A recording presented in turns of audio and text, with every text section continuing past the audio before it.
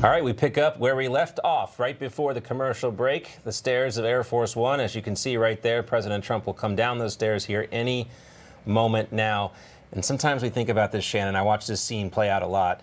You travel on a commercial plane, you can't wait to get off. Right. Takes a little longer for the president and the nuclear football and his whole entire entourage, but they will be coming down those steps here very soon and then hop on Marine One. And he does a lot of business, talks to the press, all the time. Yeah. Well, he's in the air, and so he could be wrapping up business as we speak. Yeah, we see a little movement right there. Looks like that's Boris Epstein, one of his, not officially in the administration, but a close Trump confidant, often traveling with the president, at least one person we can recognize.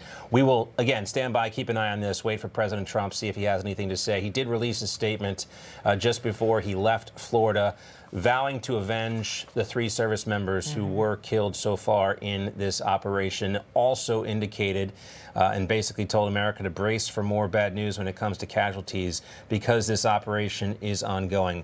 We also heard from the president today that he believes things are ahead of schedule. Don't know what the schedule is. We're not privy to that type of information, but at least we do know, according to President Trump, that he feels like things are moving in the right direction and even ahead of schedule. And he also promised this is not going to be another Iraq. That is not what, when he went into this, he has not briefed us on his exit strategy or the off-ramp from this conflict, but he has pledged that it is not going to be a months-long war. Right, and one thing, it's interesting to watch the Democrats respond to this. Many of them responding the same way that they responded to the removal of Nicolas Maduro, calling it chaos, predicting that the sky would fall and that this would lead to a prolonged military operation. But it hasn't happened there, and we certainly hope it does not happen in Iran. And there's the president right there wearing his red hat and his overcoat, and we can see him coming down the stairs real quick. We'll just take a moment and watch President Trump as he arrives back at Joint Base Andrews here.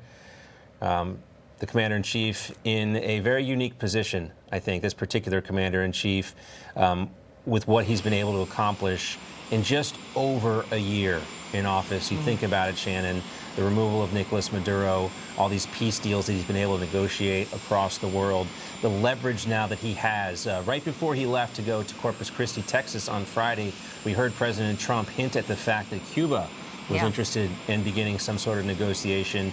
And we also know that the leaders of China, President Xi Jinping, and also Vladimir Putin, who apparently, according to some reporting now, is starting to be a little more flexible when it comes to the terms on how to wind down the war with Ukraine. Suddenly we're going to have a meeting and move those talks along. Right. These things do not happen in a vacuum, and it certainly is part of what President Trump wants to accomplish. He's put a team around him that has allowed him to accomplish these things, and there he is, President Trump, a salute, and as he boards Marine One. And we'll continue to watch his travels back to the White House. There is an opportunity, sometimes he'll hit the rope line as he gets off the plane there on the South Lawn and heads back in the White House. We'll see what he says.